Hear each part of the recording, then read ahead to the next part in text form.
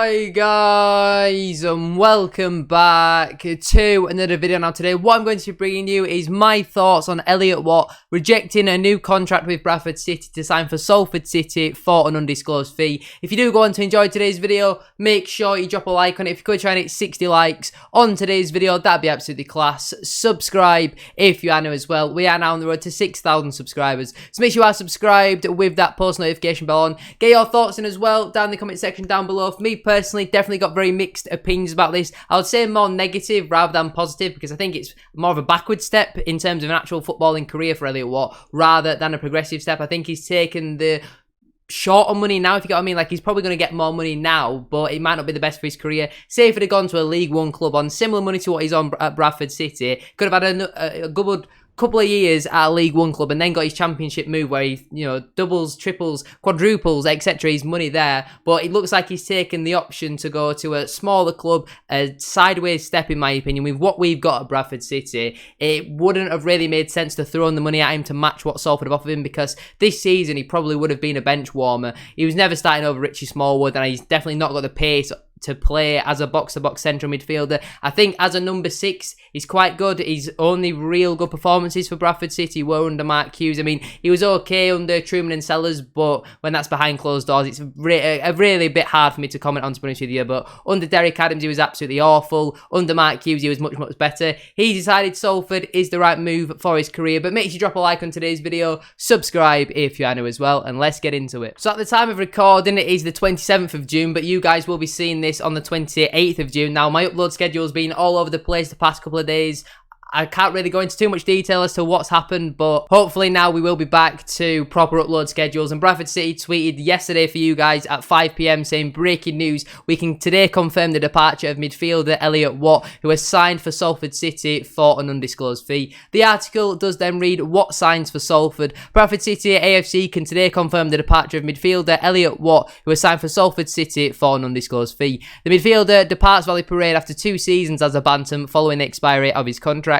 Having joined the club in the summer, of 2020, Watt made a total of 96 appearances in Claret and Amber, so only 4 shy of a century, netting 5 goals. Bradford City AFC would like to take this opportunity to thank Elliot Watt for his services as a bantam and wish him all the best for the future. Obviously, Salford tweeted saying, "What a signing! Welcome to Salford, Elliot Watt." Their article does then read, "Signing Elliot Watt signs for Salford City." Salford City is excited to confirm the signing of midfielder Elliot Watt on a 2-year deal. The 22-year-old arrives at the Ammies for an undisclosed fee from Bradford City, where he spent the last 2 seasons. At youth level, Watt represented Liverpool, Blackburn Rovers and Preston North End before joining Wolverhampton Wanderers Academy and making his Wolves debut in the League Cup in August 2018 away at Sheffield Wednesday. The former Scotland youth captain made a further 5 EFL Trophy appearances for the West Midlands outfit, including against Salford here at the Peninsula Stadium before joining Carlisle United on loan. Following that, he was snapped up by the Bantams in July 2020 and arrives in M7 with 99 League 2 appearances and 6 goals to his name. Obviously, that will include some with his time at Carlisle, but he says that the lure of working with Neil Wood and the chance of a new challenge appealed to him. "I'm buzzing to be here. The big thing for me was that I wanted a fresh start, something new, some new challenges, and also to play under a coach who I can feel can improve me." Bearing in mind, Salford's manager has never, not one game in his whole career, managed a professional game of football. We, as our manager, have Mark Hughes, a man who has never managed outside of the Premier League, apart from Bradford City. The man who has got the best out of Elliot Watt, but he feels that for some reason Mark Hughes isn't the right man. I mean, I presume that most of this is just your usual waffle, because realistically, we all know he's only gone there for the money, let's be honest. But the article does continue to read, "The gaffer was a big part of that with his background and the young players that he's developed at Manchester United. I spoke to him and he was a massive part of why I chose to come here."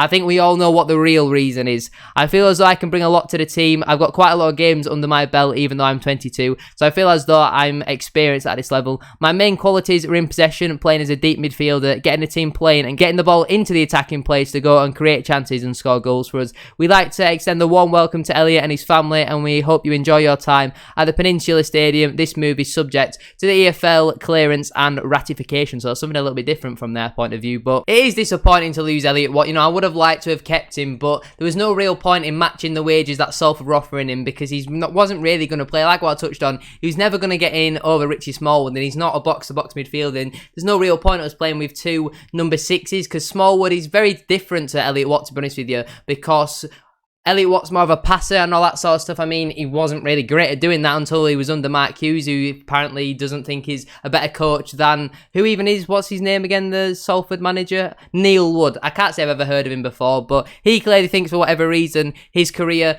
is best suited by going to Salford, hopefully. For his own sake, it's something that will work out for him. I had no problem with Pawdy and Vernon leaving the club to go to a League One club because they've shown ambition and they want to do well in their career, go somewhere where they're going to play. Probably did get a pay rise as well, but they're going somewhere where they definitely will develop as players and get better. What might develop under Salford, but if again they have another absolute car crash of a season, which right now I think they will. I've said it in previous videos, I don't think Salford will be anywhere near the playoffs next season. I really just don't have a good feeling surrounding that. But the fact that he's gone from playing in front of, we're going to be in front of 15, 16, 17, maybe even 18,000 every single week next season at the absolute minimum, to playing in front of 1,500, 2,000 at Salford. Do you really think that sort of a difference is that important about the coach when he's playing in front of, I know not everything he's playing in front of the fans, and obviously, he's got a young family and he wants to provide for them, but I think in the long run it probably would have been better for him to move to a League One club, like what I said, and then keep developing in that point of view, because if you've got years and years in League Two, by the time he's ended his contract, he'll be 24, he'll still be at a very good age for him, and that's when he could maybe kick on. Who knows what the wages are? They could have been, 5 times better than what he was on at Bradford City. I don't think he was one of the biggest earners at Bradford City. But like I said, there was no real point us chucking money at Elliot Watt when he was never really going to play this season. Or if he was, his game time would have definitely been limited. Now, he obviously did say that his main qualities are in possession. If you ever look at some of his passing stats, they're the only real statistics that I do want to go through. If you want to have a look at Elliot Watt's full statistics, you can just type in Elliot Watt SofaScore and it brings up all the stats from the 21-22 season. His passing stats in the season just gone by, then he had 3 assists, averaging 67.1 touches per game, created 5 big chances with 1.5 key passes average per 90. He had a 71% passing accuracy, which isn't great, to be honest with you, averaging 36.7 passes per game, 83% passing accuracy in his own half, with only a 62% passing accuracy in the opposition half.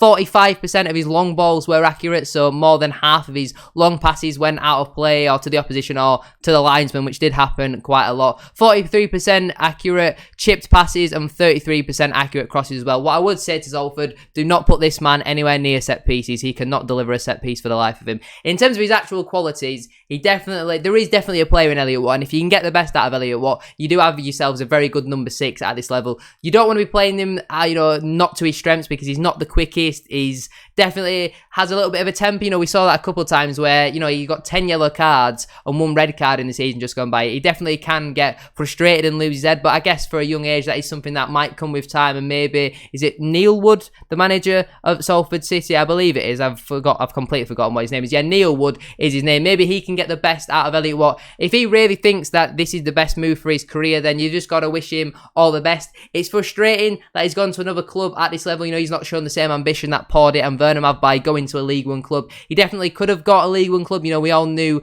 that Peterborough's owner came out and said that his agent was really trying to push a move to Peterborough, but they weren't really interested. So the fact that his agent was pushing for a move to League One, maybe even Championship clubs as well, because there definitely was teams like Norwich and Blackpool interested in him in January, then it really, I think it's a backwards move, to be honest with you. It might not be a backwards move in terms of finances, but in terms of a footballing career, I personally think it's a backwards move. And only Elliot Watt and maybe the close people around him will know the real reasons why he has moved. But the fact that he said, I wanted a fresh start and also to play under a coach who I can feel can improve.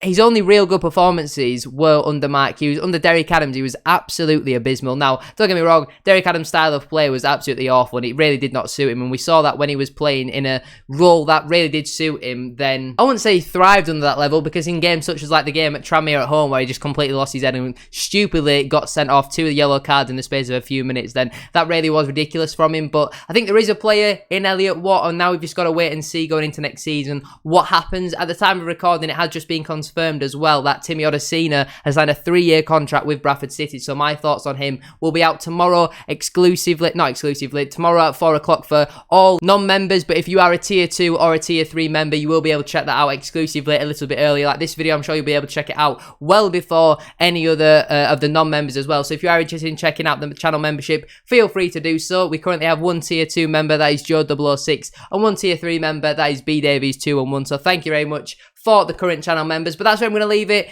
for today's video. Disappointing Elliot Watt's gone, but if you think about it from the point of view, if it wasn't really going to play, there's no point chucking money at somebody who's not really going to play. From that point of view, it does kind of make sense, but I do definitely think it is a backwards move for Elliot Watt. If you have enjoyed, make sure you drop a like on it. 60 likes as always would be massively appreciated. Like I said, it's just my opinion. Let me know your opinion down in the comment section down below. What are your thoughts on Elliot Watt joining Salford City for an undisclosed fee? We did get a little bit of a compensation fee for him. I've no idea what that is though, to be honest with you. Subscribe to the channel as well if you haven't already. We are now on the road to 6,000 subscribers, so make sure you are subscribed if you haven't already, with that post notification bell on. Have a great rest of your day. Thank you for watching. I shall see you all tomorrow at 4 o'clock. Peace.